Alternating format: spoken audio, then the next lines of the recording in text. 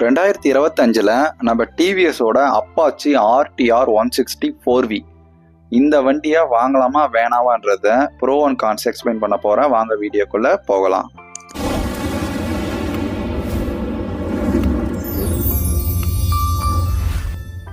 இதோடைய ப்ரோலேருந்தே ஆரம்பிப்போம். இதோடைய பர்ஃபார்மன்ஸ் என்ன சிசினா 159.7 சிசி. பவர் என்ன பவர்னா 16.2 பிஹெச்பி 8000 ஆர்பிஎம்லையும் 14.8 என்எம் டார்க்கை 6500 ஆர்பிஎம்லையும் ரிலீஸ் பண்ணுற மாதிரி கொடுத்துருக்காங்க. இந்த வண்டியில் பர்ஃபார்மன்ஸ் கண்டிப்பாக ப்ளஸ் பாயிண்ட் தான்.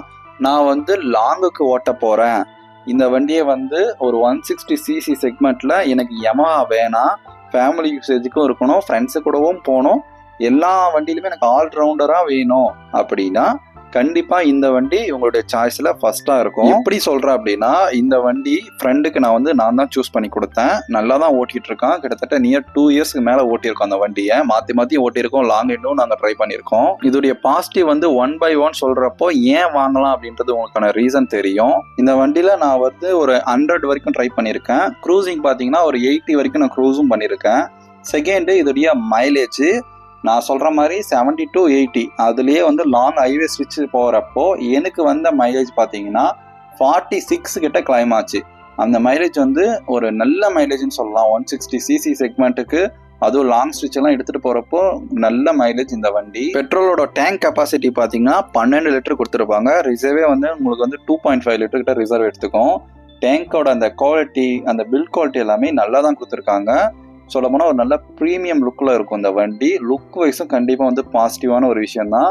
ஓல்டு வேரியண்ட் எனக்கு அந்த அளவுக்கு பிடிக்கல, பட் நியூ வேரியண்ட் கொஞ்சம் நல்லாவே இருக்குன்னு சொல்லலாம். நல்லா அக்ரெசிவாக கொடுத்துருக்காங்க. எல்லாரும் சொல்ற மாதிரி சேம் லுக் வைஸ் சப்ஜெக்டிவ் இருந்தாலும் எனக்கு இந்த லுக் பிடிச்சிருக்கு.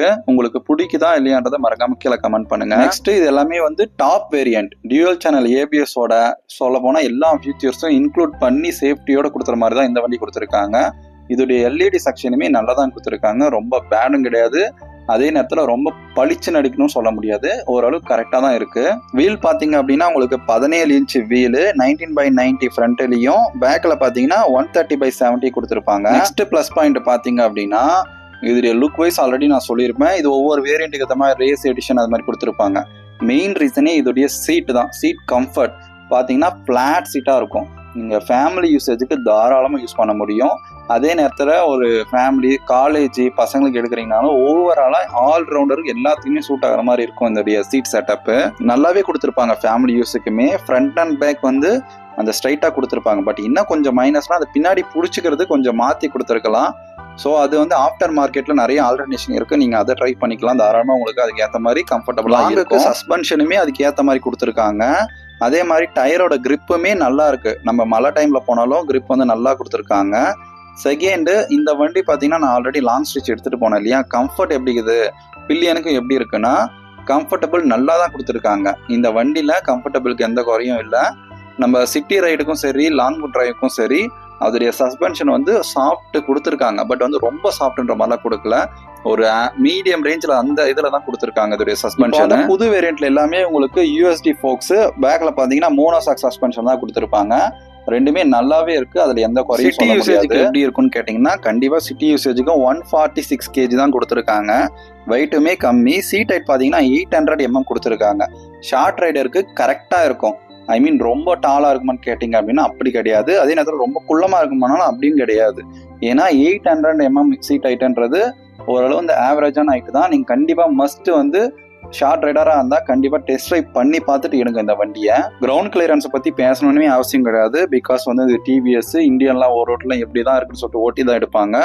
180 mm கிரவுண்ட் கிளியரன்ஸ் கொடுத்துருக்காங்க. பக்காவான செட்டப். எந்த ஸ்பீட் பிரேக்லையும் தட்டவே இல்லை. தைரியமாக நீங்கள் போய் விடலாம். சரி, ஈட்டிங் இஷ்யூலாம் எப்படி இருக்குன்னு கேட்டிங்க அப்படின்னா ஈட்டிங் இஷ்யூ பெருசாக எதுவும் கிடையாது.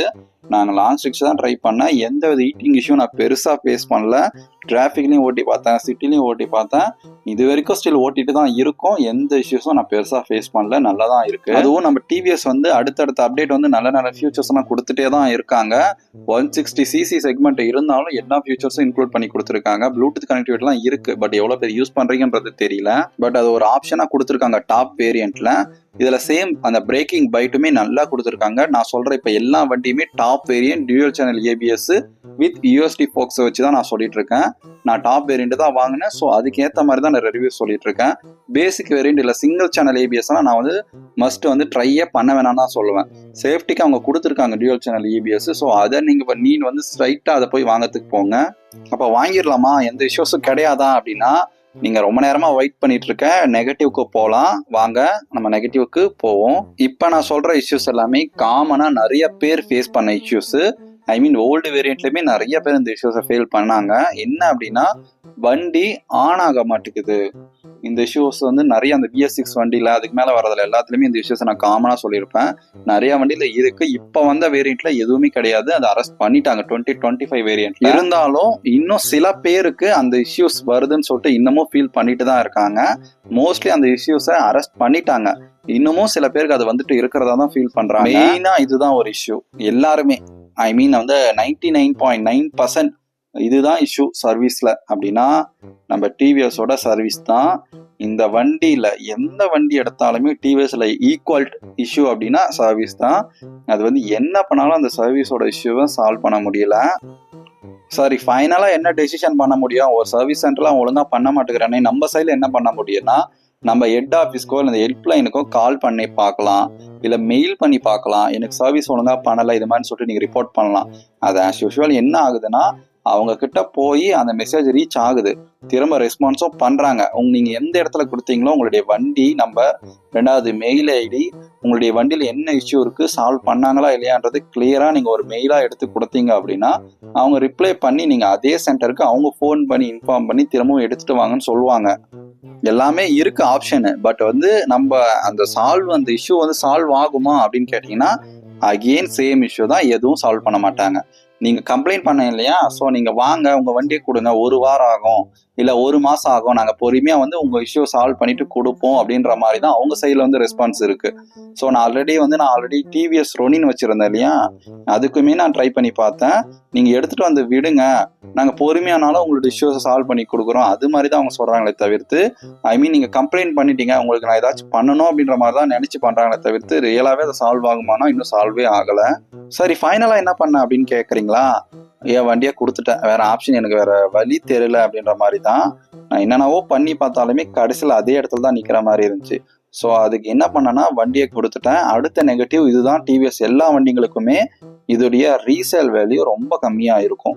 நீங்கள் வாங்குறத காட்டிலும் ஃப்ளாட்டாக உங்களுக்கு 1 லட்சம் வரையும் லாஸ் ஆகிறதுக்கு அதிகபட்ச வாய்ப்புகள் இருக்கு. ஏன்னா சர்வீஸ் சென்டர்லையும் உங்களுக்கு எந்த ஆப்ஷனும் கிடையாது. ஃபைனலாக என்னதான் சொல்ற, வாங்கலாமா வேணாமான்னு கேட்டிங்கன்னா, சர்வீஸ் சென்டர் பக்கத்தில் இருக்கு, பொருளுமே பக்கத்தில் இருக்கு, எனக்கு ஓகேவா இருக்கு சர்வீஸ் சென்டர்லாம் கண்டிப்பாக வாங்கலாம்.